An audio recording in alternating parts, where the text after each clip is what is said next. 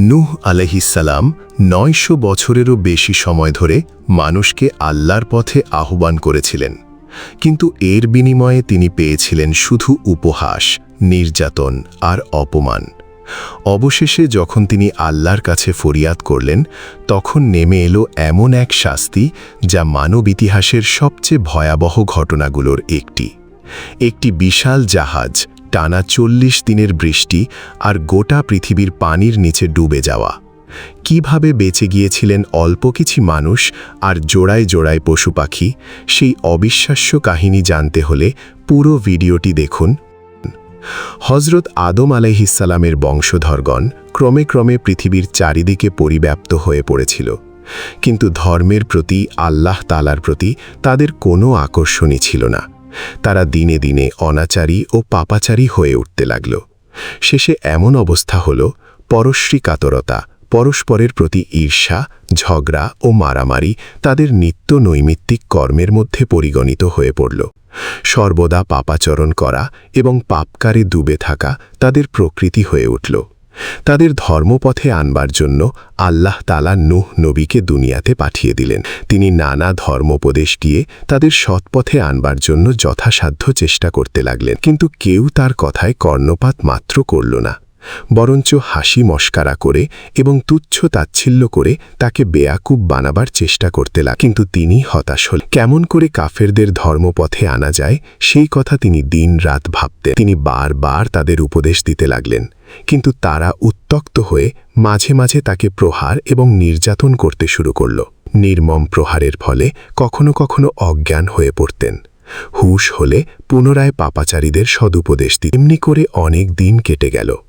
অবশেষে তিনি হতাশ, অবিরক্ত হয়ে খোদার দরগায় হাত তুলে প্রার্থনা জানালেন, হে রহমান রহিম, আমি তোমার আদেশ বহন করে কাফেরদের মধ্যে এসে তাদের ধর্মপথে আনবার জন্য সহস্র প্রকার চেষ্টা করেছি, কিন্তু তারা আমাকে গ্রহণ করেনি, তোমাকে মর্যাদা দেয়নি।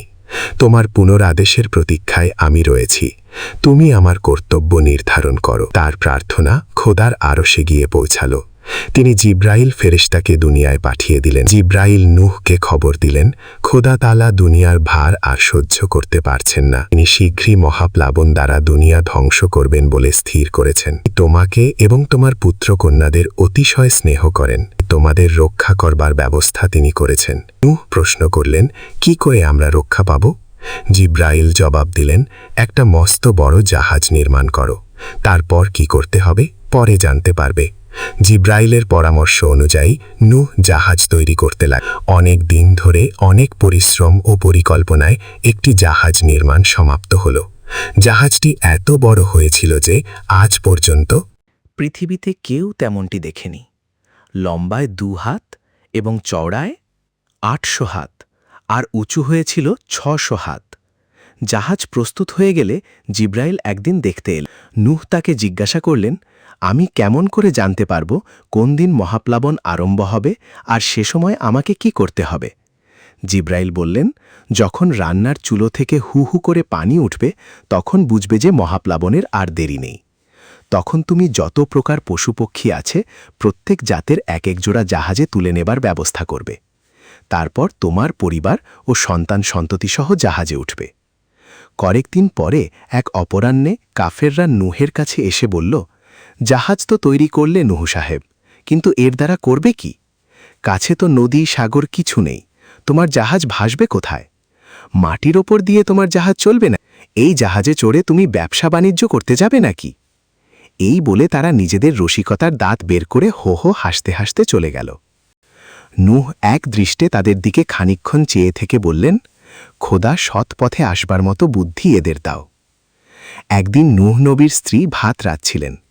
এমন সময় জ্বলন্ত চুলা থেকে হু হু করে পানি উঠতে লাগল। তিনি ছুটে গিয়ে স্বামীকে এ সংবাদ জানালেন। নূহ বুঝতে পারলেন প্লাবনের আর বেশি দেরি নেই। তিনি সকল রকম পশুপক্ষী এক এক জোড়া জাহাজে তুলবার ব্যবস্থা করলেন। তার কাজ শেষ হলে আল্লাহ তাআলা আসমানের দরজা খুলে দিলেন। ঝমঝম করে অজস্র ধারায় অবিরাম বৃষ্টি ঝরতে লাগল। ৪০ দিন অবিরাম বৃষ্টি। গাছপালা, ঘরবাড়ি, পাহাড় পর্বত সমস্ত ডুবে একাকার হয়ে গেল। নূহের জাহাজ পানির উপর ভেসে বেড়াতে লাগল। একদিন দুদিন করে 1 মাস, ক্রমে 6 মাস 8 দিন অতিবাহিত হয়ে গেল। দুর্যোগ কেটে সুবাতাস বইতে আরম্ভ করল। আস্তে আস্তে পানি কমতে শুরু হলো। জাহাজ তখনও এদিক ওদিক চলছিল। চলতে চলতে একদিন জুদি নামক একটি পাহাড়ে জাহাজ এসে ঠেকল। জাহাজ থেকে নামবার সময় হয়েছে কিনা নূহ বুঝতে না পেরে দারক দুটিকে ছেড়ে দিলেন। চারদিকে পচা জীবজন্তুর মৃতদেহ পেয়ে দারকা মনের আনন্দে তা ভক্ষণ করতে লাগল। সুতরাং জাহাজে ফিরে যাবার কথা আর তাদের মনেই রইল। দারকের সম্বন্ধে হতাশ হয়ে নূহ পায়রাদের ছেড়ে দিলেন। পায়রারা কিছুক্ষণ পরে কচি পাতাশুদ্ধ একটি ছোট্ট ডাল ঠোঁটে করে নিয়ে আবার জাহাজে ফিরে এলো। নূহ বুঝতে পারলেন পানি কমে গেছে এবং গাছে কচি পাতা দেখা দিয়েছে।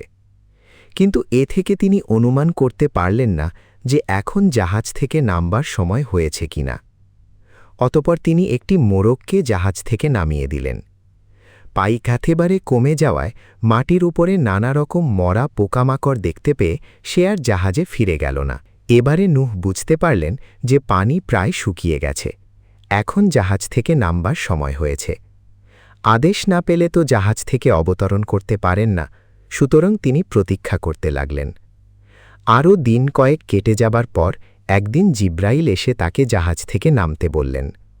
তার কথা মতো নূহ তার পরিবারবর্গ এবং জন্তু জোয়ার প্রভৃতি নিয়ে জাহাজ থেকে নামলেন। এবারে তিনি যেন নতুন দুনিয়া দেখলেন। খোদা যেন মহাপ্লাবন দিয়ে ধরণীর সমস্ত পাপ একেবারে ধুয়ে মুছে দিয়েছেন। তিনি সুখ সম্ভোগের সঙ্গে পুনরায় বসবাস করতে আরম্ভ করলেন।